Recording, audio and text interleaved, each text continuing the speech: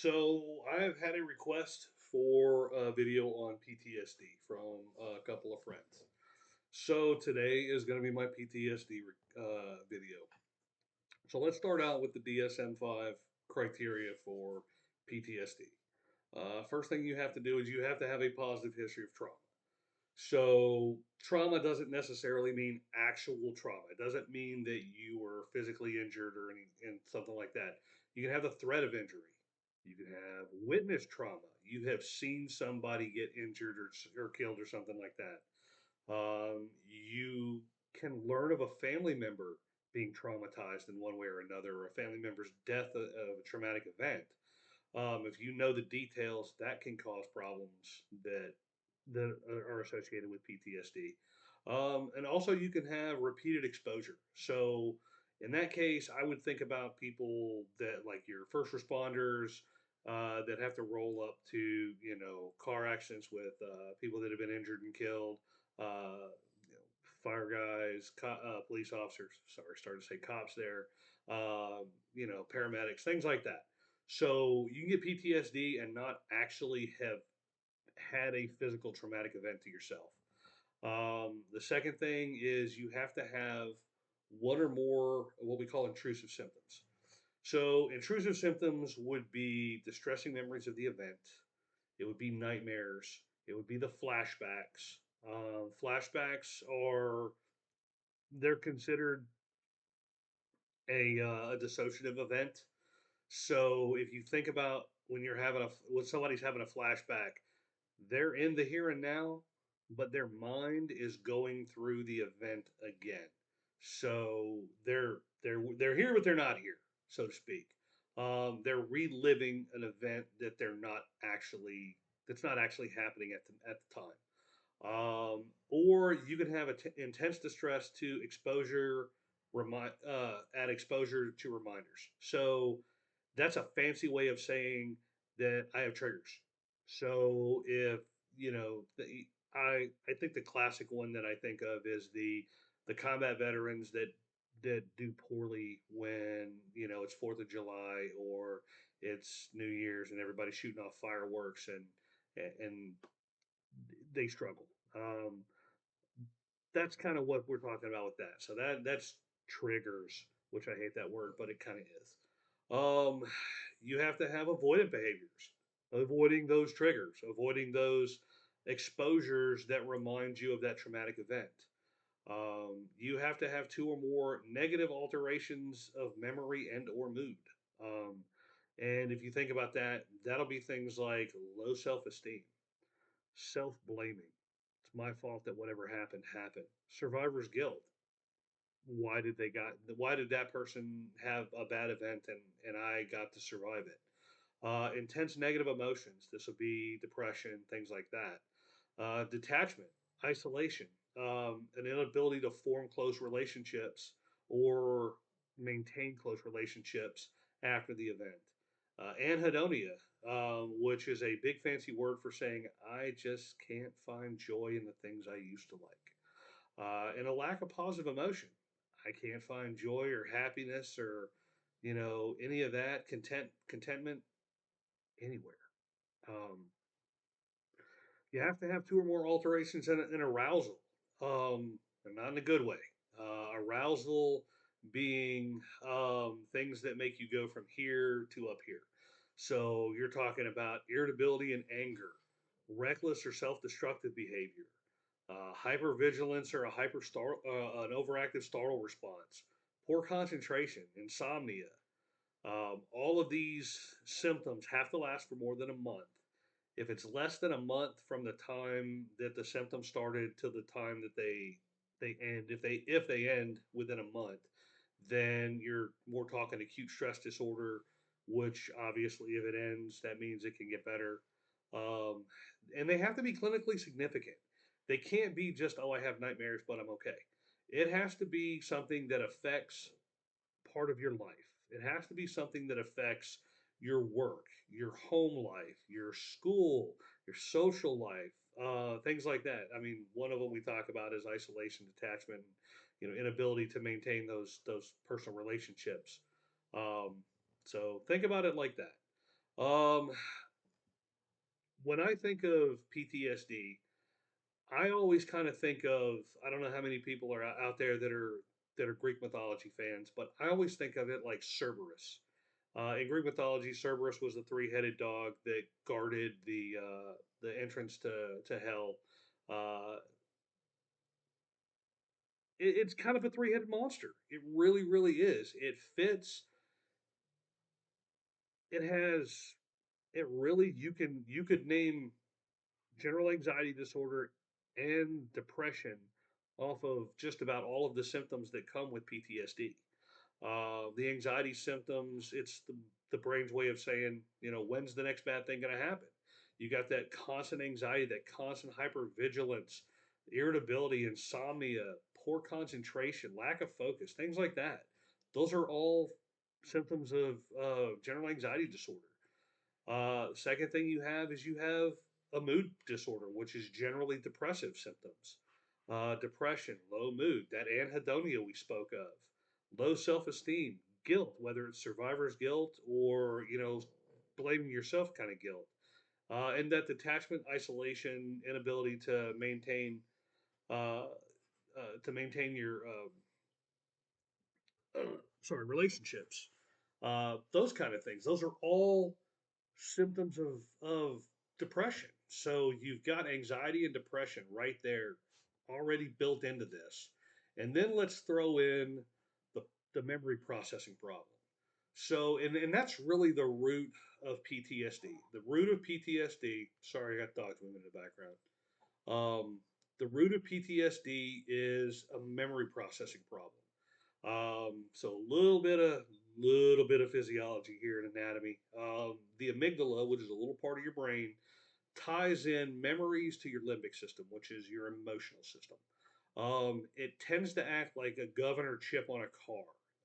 It regulates the fear and the emotion. Uh, Specifically fear, but it does help regulate other emotions. But fear is the one that it really gets with.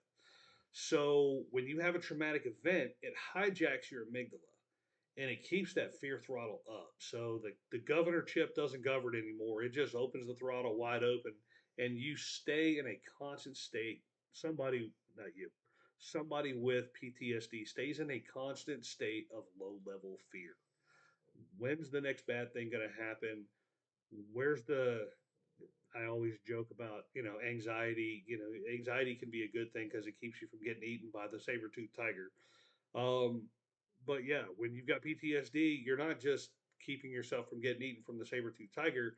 You know there's a saber-toothed tiger around every corner, and you're waiting for it to jump out. Um, one of the problems with the amygdala being hijacked is that it hijacks the way your mind treats these memories and files them. So at night, when you dream, everybody, you remember back in the day, you were taught about rapid eye movement sleep, that deep sleep when you're dreaming. Well, they figured out that those eye movements are pretty standardized among everybody. So what they're doing is, though, during REM sleep, your mind, sorry, is taking the memories of whatever today's events were, whether it's what you had for breakfast, what color car you passed, all the cars you passed on the road that you took note of, uh, anything you learned at school or work that's important. I got a meeting, I've got a test tomorrow or a quiz, whatever. And it puts those things where they need to be. It files them in a filing cabinet. So it doesn't matter what color the car was that you passed earlier, unless you hit it, doesn't matter. So trash can. Don't need that. What did I have for breakfast yesterday? Maybe I want to know for tomorrow. So just uh, quick archive that just in case we need it. If I've got an event coming up, like an anniversary or a birthday or something, that needs to go in long term storage so you can access it when needed. And then you got short term storage. Okay, I got a test tomorrow. What do I got to remember for that test? And then I'll dump it. I'll brain dump it later. Hopefully, I won't have to make a video on it 10 years after I did this. That kind of stuff. Um, that doesn't happen when the amygdala gets hijacked by trauma. So those dreams turn into nightmares, and those nightmares are as far as your mind is concerned, are reliving the event that was traumatic for you. So now, instead of being an event that was 6 weeks ago, it just happened again tonight. So tomorrow is day one of being re-traumatized. And as my notes, I said the words that now that you've had that dream, that trauma gets to live rent free in your head for another day, and it's really true. Um, so that's where PTSD. That's how I kind of classify it for myself to kind of remember all the stuff, and explain it to folks that are kind of lay people and aren't staring at the DSM-5. But there's ways to treat it. Okay. First thing we do is we treat with symptom relief. Okay. I'm gonna as my job is generally medication management as a nurse practitioner. So what I do is I try to treat your symptoms. If your symptoms are anxiety related, I'm going to try to give you a medicine to help with anxiety. Usually that's antidepressants. Well, antidepressants. What do you think the other thing they treat is? Depression. Good. So now I can hit both of the problems that you have with one medication. Except you got those dreams. I didn't mention those. Dreams have a specific type of medication that we use to treat them. For those of you that don't know, it's a medicine we call Prozocin. Okay, it's mini-press is another word for it. It's an old uh, antihypertensive medicine that works on the adrenaline system in the body. So if you think about what happens when your adrenaline goes up and you get in that fight or flight, blood vessels tighten down, heart rate goes up a little bit, all of that happens. Well, even when you're not in fight or flight, there's a little bit of that that's always going on. It's what keeps it, basically it keeps your blood pressure up, gives you your blood pressure tone. Well, Prozocin calms that down. So in a person without PTSD, it just kind of lowers their blood pressure a bit. They usually have to take it a couple of times a day. But somebody with PTSD, it tamps down that fight or flight thing going on. So at night, you're not fighting the saber tooth tiger. You're not dealing with your demons again at night. So now you've just evicted, at least for the night, you've evicted that nightmare. So that's what we use that one for. But as you'll notice, I never said anything about curing PTSD. Medications don't cure PTSD, they treat symptoms. Uh, Psychotherapy is what cures PTSD. There is a specific type of therapy called EMDR. And it's eye movement desensitization, reorganization, or something along those lines. I forget exactly what the R is. Pardon me. But what it does is your therapist will work with you. They'll identify the memories. They'll identify the dreams. They'll identify what is causing this. And then they will sit down with you and work with you to learn those eye movements while you're awake. You do it while you're awake. And then you access those memories. You think about them while you're doing these eye movements. And it can be difficult. Some people don't tolerate it well. But if you can tolerate it, and a lot of people do, if you tolerate it, it actually puts those memories where they belong. And now you didn't just evict them for the night. With EMDR, you evict those memories, or at least the emotional response to those memories, forever. They're gone. That's kind of the gold standard. There are some newer treatments that they've come out with. Ketamine therapy is one. I haven't seen anything about it being a cure, but I have seen that the ketamine treatments last up to 3 or 4 months from one treatment to another. So that's a really nice thing. Instead of having to take a pill every day, you can get these ketamine treatments if you qualify for them. If you're the right, if you're in the right stage of your treatment, and you can work on getting some of these symptoms relief for a long period of time. The other thing is they're starting to work with some psychedelic stuff now, psilocybin, magic mushrooms.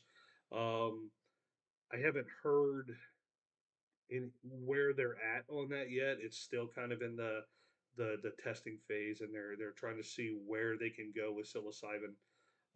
But it's from what I understand, it's promising. So this is PTSD, man. This is Cerberus. This is the monster out there that so many people have. And I never realized, I mean, I came up I'm an Army veteran.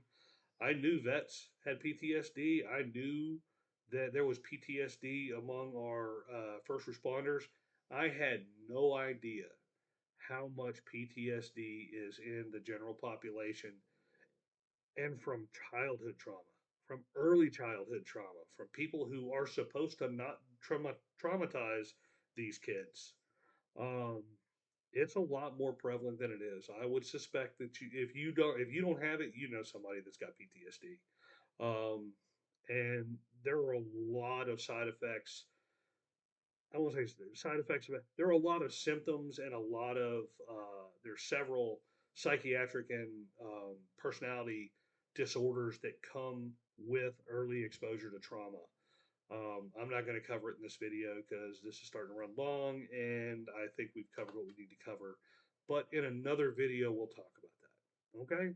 So thank you guys for listening. If you're a professional, I hope you learned something that will help you in your practice. If you're a layperson or someone who struggles with PTSD symptoms, I hope this gives you some insight as to kind of what goes on with you or in your mind or with your loved ones. And I hope that if you're not receiving help, you're getting help. And if you're not receiving the right help, that you get the right help. So thank you very much for listening. Good night.